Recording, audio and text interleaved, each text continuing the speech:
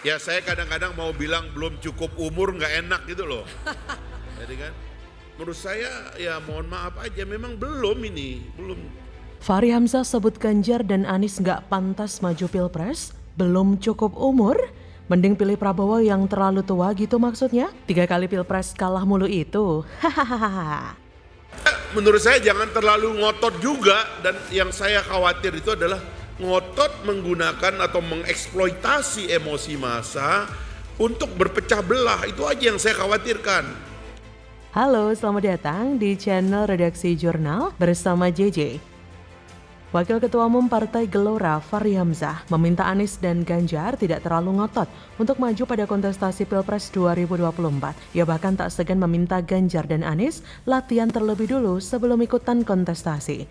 Hal itu diungkapkan Fahri saat menghadiri seminar nasional yang diadakan Gerakan Mahasiswa Pelajar Kebangsaan GMPK menerobos kepemimpinan masa depan di Jakarta Rabu 20 September. Kata Fahri Hamzah, kalau saya mohon maaf saja memang belum belum pantas maju pilpres. Ya latihan dulu lah, begitulah kira-kira. Menurut saya jangan terlalu ngotot juga. Maksudnya latihan kalah pilpres kayak Om Bowo yang 3 kali kalah itu ya Pak Fahri. Hehehe. Fahri pun khawatir Ganjar dan Anies lebih memanfaatkan emosi masyarakat untuk bahkan memecah belah bangsa. Sehingga untuk menghindari itu diperlukan cara berpikir yang rekonsiliatif. Kata Fahri, saya khawatir adalah ngotot menggunakan eksploitasi emosi massa untuk memecah belah. Ini waktunya menurut saya agak rekonsiliatif dalam berpikir. Dan saya berpikir ada untungnya juga tidak calon ini. Karena ini akan menciptakan tokoh tengah yang rekonsiliatif. Lah memecah belah yang bagaimana sih? Kalau Anies sih saya percaya ya, karena julukan beliau kan memang bapak politik identitas. Rekam jejaknya memecah belah warga Jakarta jadi bukti. Tapi Ganjar, kalau memecah belah kadrun dan kelompok radikal sih saya percaya. Dan itu baru yang benar, bukan malah temenan sama kadal kilapah.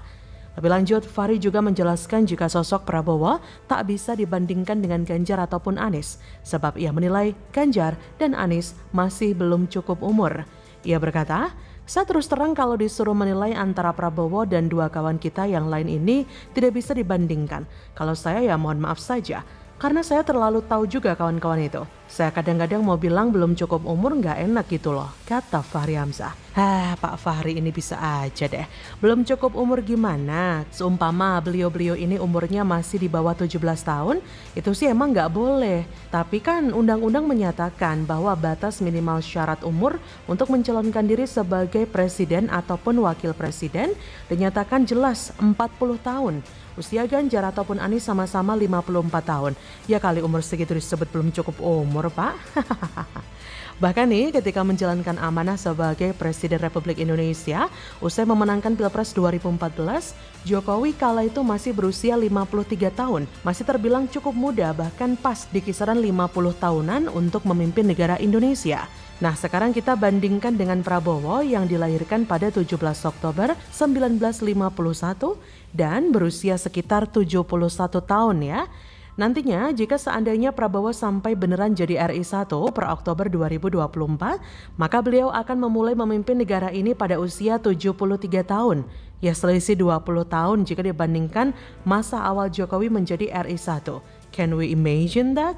Apalagi kalau kita ingat Prabowo ini pernah terganggu kesehatannya secara serius, meski tetap dinyatakan lolos tes kesehatan sebagai capres pada 2019 lalu.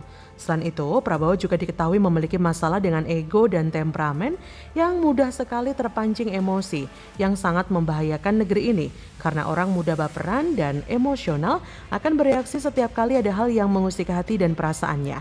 Maukah kalian punya pemimpin negara yang sedikit-sedikit emosian dan bereaksi setiap kali tidak nyaman?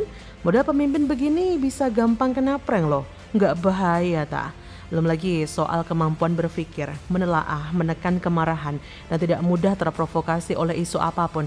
Apakah kalian yakin Prabowo masih punya cukup kapasitas dalam usia seperti ini?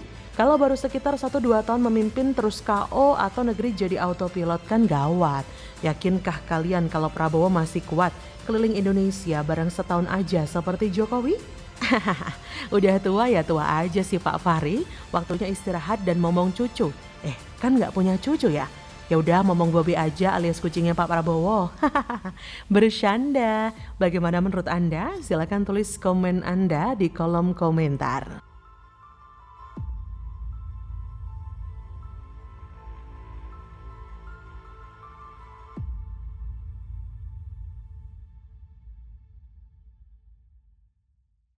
Tanya pengusaha-pengusaha yang mau membantu, dan Nas buat catatan, yang membantu ukuran yang menengah. Yang besar-besar nggak ada yang berani mendekati. Semua yang besar-besar itu tidak ada yang dekat. Yang mendekati yang tengah-tengah ini semua. Kenapa konglomerat tidak dekat Anies Baswedan? Klaim pengusaha takut dukung Anies tuding Sri Mulyani dan anak buahnya berusaha jegal pencapresannya.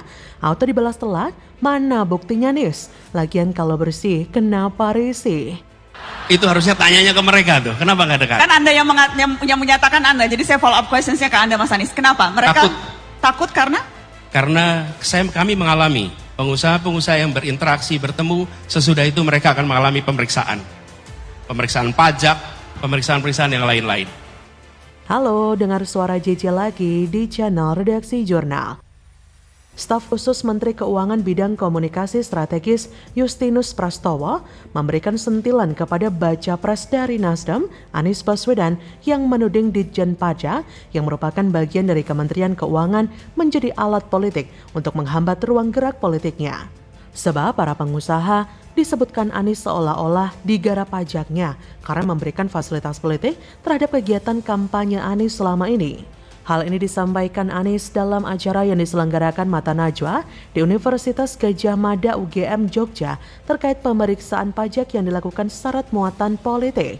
Kata Justinus pada Rabu 20 September, Direktorat Jenderal Pajak DJP dalam melakukan pelayanan edukasi pengawasan dan pemeriksaan senantiasa didasarkan pada undang-undang, aturan, tata cara yang baku dan dilaksanakan secara profesional dan berintegritas.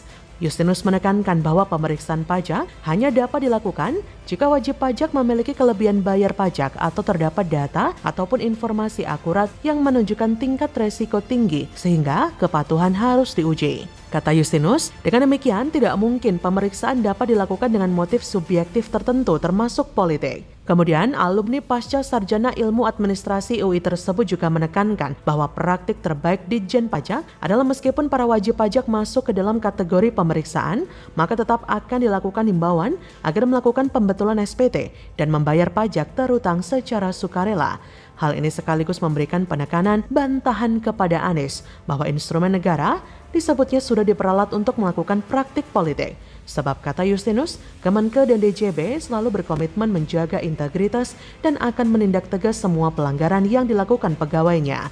Kata Justinus, dengan demikian kami klarifikasi informasi yang Bapak terima perlu diperjelas dan tudingan ada penggunaan alat negara untuk kepentingan politis tertentu dipastikan tidak benar. Justinus pun yang juga alumni Sekolah Tinggi Akuntansi Negara ini menjelaskan jika DJP adalah alat negara yang digunakan secara deliberatif untuk menghimpun partisipasi rakyat, bergotong royong dengan membayar pajak demi kebaikan bersama. Justinus juga berpesan kepada semua baca pres termasuk Anies untuk membantu negara dalam memberikan edukasi kepada masyarakat agar sadar terhadap kewajiban mereka terhadap negara untuk membayar pajak. Sebelumnya, Anies Baswedan mengklaim terdapat sejumlah pengusaha menengah hingga besar yang takut untuk mendukungnya sebagai capres di Pilpres 2024.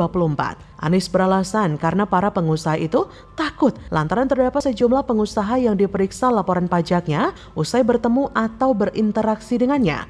Kata Anies di UGM pada Selasa 19 September, takut karena kami mengalami pengusaha-pengusaha yang berinteraksi bertemu, setelah itu mereka mengalami pemeriksaan pajak dan pemeriksaan lain-lain. Anies mengatakan pemeriksaan pajak itu pernah terjadi kepada salah satu pengusaha yang sempat membantu aktivitas para relawan di sejumlah daerah. Usai membantu seluruh perusahaan milik sosok pengusaha itu pun langsung diperiksa. Meski pemeriksaan itu disebut sebagai pemeriksaan acak. Anies berkata, ada contoh di Jawa Barat membantu, di Jawa Tengah membantu, setelah selesai katanya random. Tapi kok 10 perusahaan miliknya semua diperiksa pajak? Itu yang katanya random, kata Anies.